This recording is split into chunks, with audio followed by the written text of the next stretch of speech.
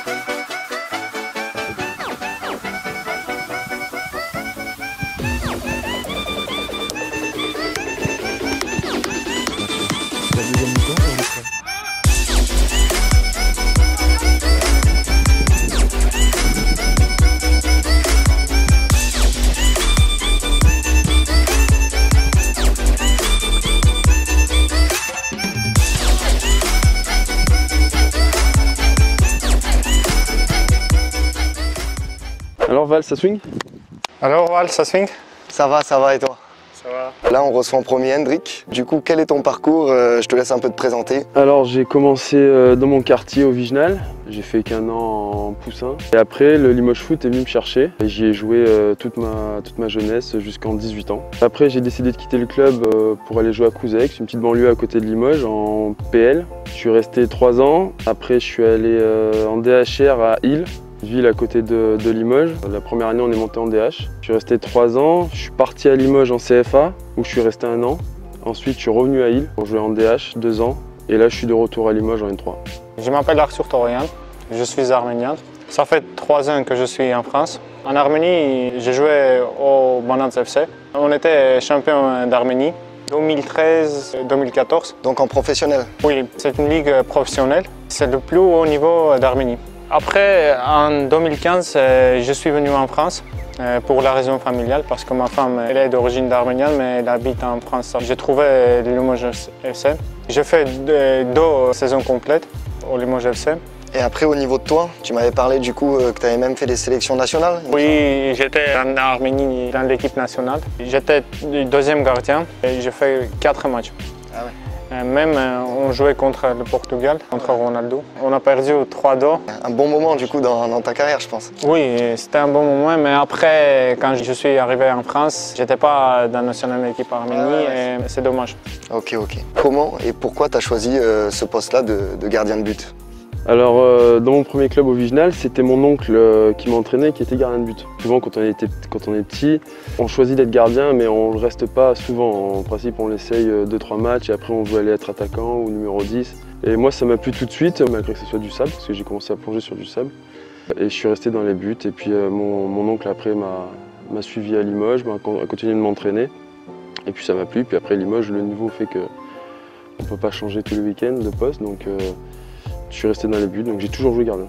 Du coup, jamais joueur de champ Joueur de champ, jamais. Pourtant, j'aime être sur le champ des fois, à l'entraînement. Ah ouais. J'ai vu ça même. Petite anecdote, j'étais pas là, mais j'ai été mis au courant. Jeudi, on a fait un parcours technique et c'est Hendrik qui a gagné parmi tous les joueurs. Comme quoi, on peut être un gardien de but et avoir des pieds pas dégueulasses.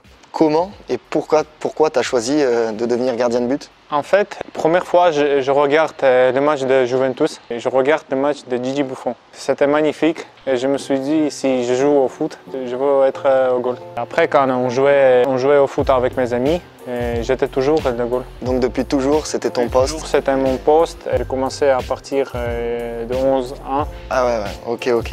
Quels sont les avantages et les inconvénients de ce poste-là de gardien de but?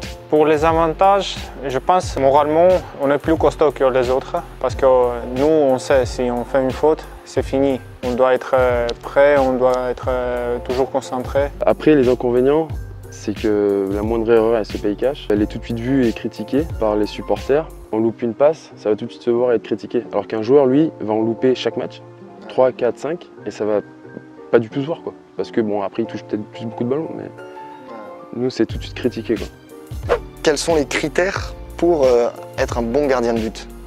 On doit être moralement costaud, je pense. Ça, c'est la première chose. On ne doit pas avoir peur. Si il faut sortir, tu dois sortir et tu ne penses pas derrière je vais faire une faute, etc. On doit avoir la confiance. Ça, c'est très important pour être le gardien. Après, c'est travail. Surtout, il y a quelques points que tu dois faire attention. On doit être concentré, toujours concentré. Ça peut arriver à un moment, ça peut être fatal. On ne doit pas baisser les bras après avoir encaissé le but.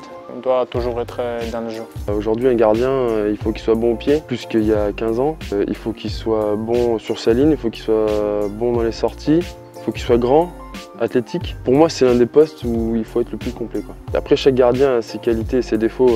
Moi, je pense avec Arthur, on se complète, on a chacun des qualités et des défauts différents. Maintenant, voilà, c'est sur sa ligne, sortie et surtout jouer au pied. Exactement, moi pour avoir eu la chance de passer dans quelques clubs où on était des équipes qui jouaient très bien collectivement comme Nice ou Monaco, le gardien et les coachs le disaient, c'était véritablement un 11e joueur de champ limite et on le trouvait très régulièrement. Et là comme il nous dit Hendrik, si au niveau des pieds c'est compliqué, ça peut vraiment pénaliser toute une équipe. Trapp a été recruté à Paris pour son jeu au pied parce que je pense qu'en soi, si je peux me permettre de juger un peu, c'est peut-être pas le meilleur gardien qui soit.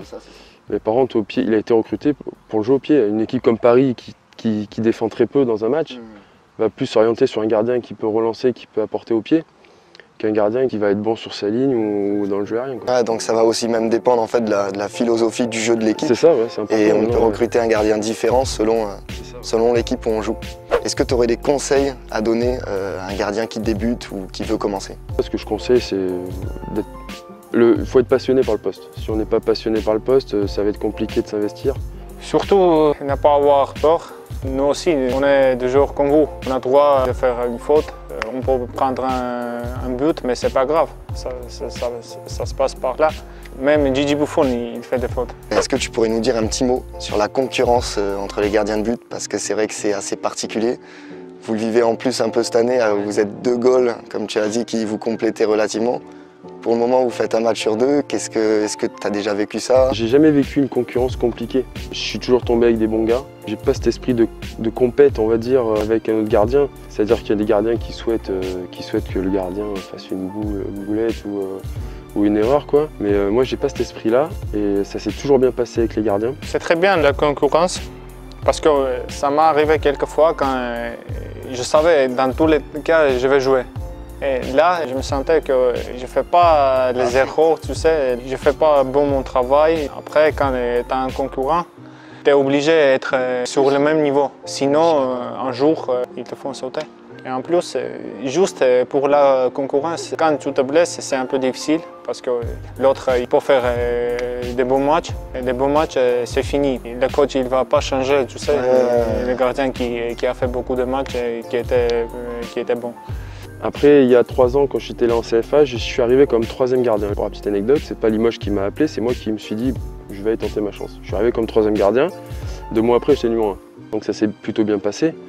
Mais c'est vrai que même si les gardiens ne le montrent pas, on sent une petite colère de l'autre gardien qui se dit putain merde, je me suis fait prendre ma place. Et voilà, mais j'ai jamais vécu de concurrence malsaine, quoi.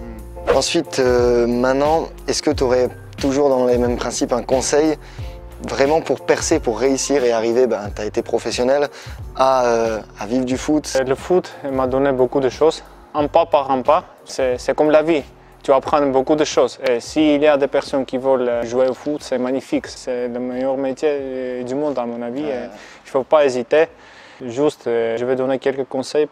Premier, il faut travailler toujours. Ça se passe par travail, sinon tu peux avoir un talent, mais si tu ne travailles pas, ça ne va pas loin.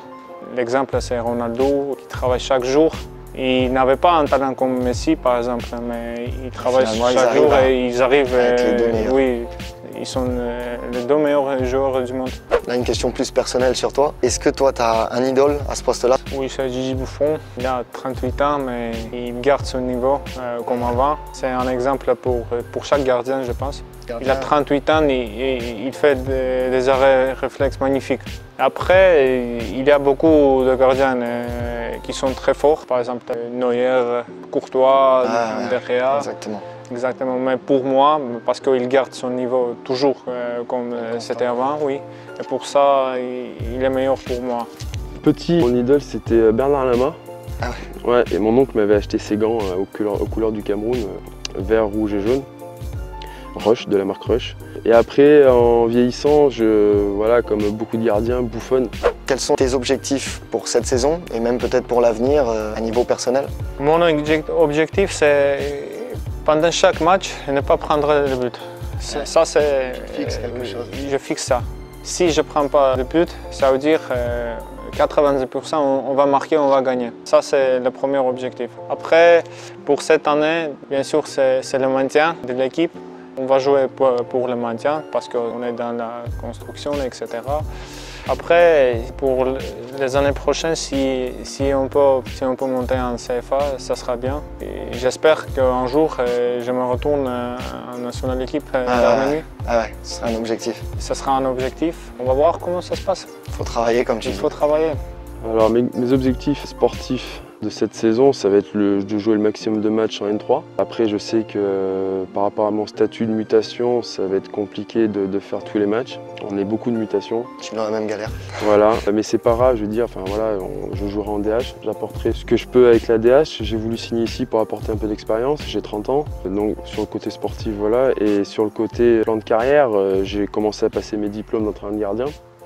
Donc j'ai le premier diplôme, il en existe 3. Donc là, je peux entraîner des jeunes gardiens à l'école de foot. Je vais passer le deuxième diplôme qui permettra d'entraîner les seniors. Et j'espère pouvoir, qui est plus compliqué, le diplôme niveau fédéral, qui permet d'entraîner les gardiens pro. Et du coup, dernière petite question un peu bonus. Est-ce que je te conviens en latéral? Très bien. Je suis déçu que tu ne joues pas avec moi cet après-midi. Ouais, petite blessure, mais on reviendra vite. En tout cas, merci Hendrik pour tout ça. Et on se retrouve sur les terrains. Est-ce que je te conviens en latéral, Arthur? Oui, tu me conviens. Tu vas bien? Tu valides? Ok, bon, bah, merci à toi et on se retrouve sur les terrains.